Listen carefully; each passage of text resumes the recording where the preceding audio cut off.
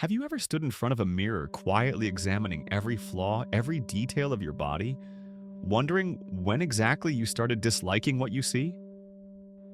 You didn't always feel this way. At some point, someone said something.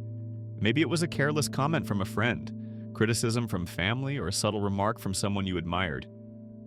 Whatever it was, their words stuck. Now, each glance at your reflection triggers echoes of their voices, judging, comparing, criticizing, and you wonder, do you really hate your body? Or is it their voice you're hearing? If you've ever felt trapped by what others have said about you, if their opinions about your body have shaped your self-worth, then today's session might be exactly what you need to hear. Welcome to Therapy Without the Bill. My name is Gabriel, and today we're going to talk about why you hate your body. And most importantly, I will give you real and grounded steps that you can take today to start turning things around. Negative body image isn't just about physical appearance. It's an emotional wound, deeply rooted in comments, criticisms, and comparisons that have shaped your self-perception. Maybe it began with someone close, like a parent innocently suggesting you lose a little weight, a sibling teasing your shape, or friends casually pointing out imperfections. Perhaps it was indirect, subtle hints in movies, social media, or relentless comparisons to unrealistic standards. These words didn't just disappear, they stayed, embedding themselves into your mind. Each comment became a lens coloring how you view yourself. Over time, those words became your internal dialogue, harsh, critical, relentless. The pain of negative body image is isolating. It keeps you from fully living, fully enjoying moments. You avoid activities, social events, or simply being comfortable in your own skin. You feel a constant need to hide, to alter yourself, to somehow measure up to a standard that was never truly yours. And the worst part is, these thoughts feel permanent. You wonder if you'll ever genuinely like, let alone love, your body again. But here's something essential. This feeling of dissatisfaction isn't your natural state. It's something you've learned.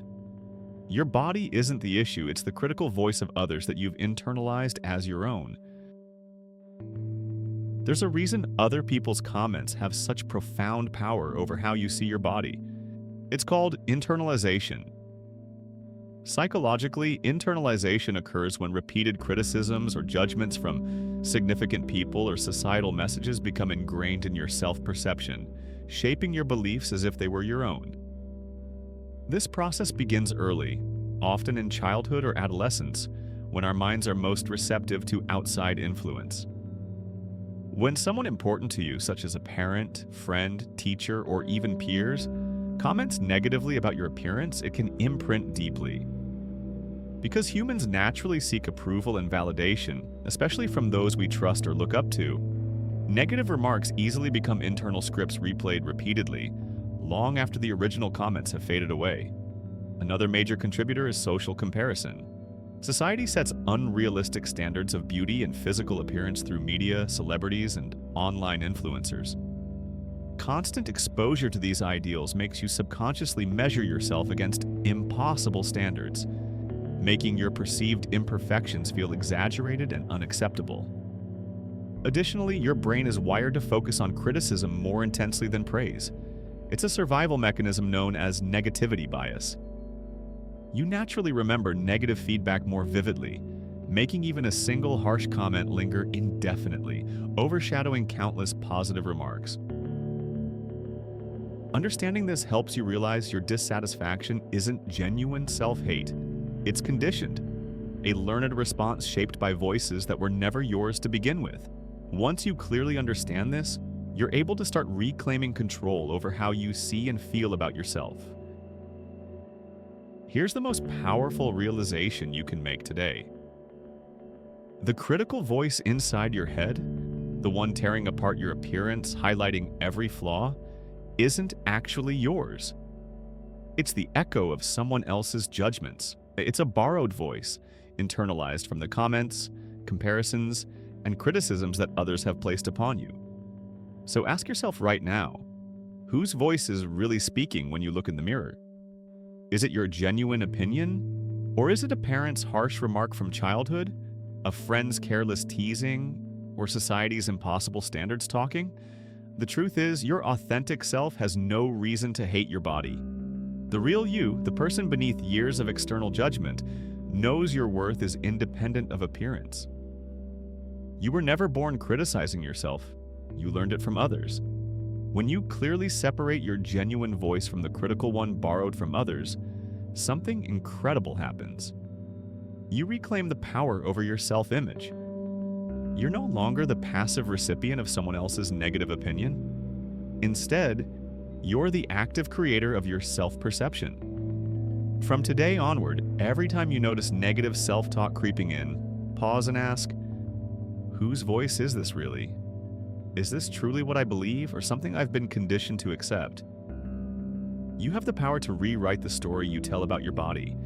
Reject borrowed criticism and reclaim your voice, deciding clearly and intentionally that from now on, only your authentic perspective defines your self-worth. Changing your relationship with your body image requires action, not just awareness. Here are 3 powerful, practical strategies to start healing your self-image immediately. First, actively challenge negative voices. Next time your inner critic attacks your body, respond firmly and clearly. That's not my voice.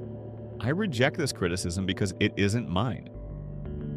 Consistently challenging negative internal comments breaks the habit of automatically accepting them as truth. Second, practice intentional self-compassion. Every day, identify something positive or neutral about your body. Something as simple as, my body carried me through today, or I appreciate how strong I feel. Regularly acknowledging even small positives reshapes your perception, shifting the focus away from negativity toward genuine appreciation. Third, intentionally curate your environment. Be ruthless about what media and messages you consume. Unfollow accounts or media sources that trigger comparisons or dissatisfaction. Replace them with positive, supportive voices, people or platforms that genuinely embrace body diversity and acceptance. Additionally, seek relationships and friendships that reinforce your authentic self-worth. Surround yourself intentionally with people who uplift you, value your whole person, and don't reduce your worth to a physical appearance. These practical actions aren't quick fixes, they're daily commitments. Over time, they fundamentally transform how you relate to your body. You move from internalized negativity to genuine self-acceptance. Finally, realize this clearly. Your body is inherently worthy. Right now, exactly as it is. Your worth is independent of appearance, unaffected by others' judgments or criticisms.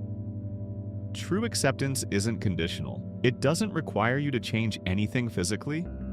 It's about acknowledging that your body deserves respect, appreciation, and kindness simply because it's yours. Imagine clearly what your life would be like if you genuinely embraced this belief. No longer trapped by criticism, free to fully engage with life, unapologetically. Starting today, replace the habit of criticism with intentional acceptance. You're no longer a passive victim of others' opinions. You're empowered, actively redefining your relationship with your body. And in this empowerment lies genuine freedom and authentic confidence. Remember, your body never needed to change, only your perspective did.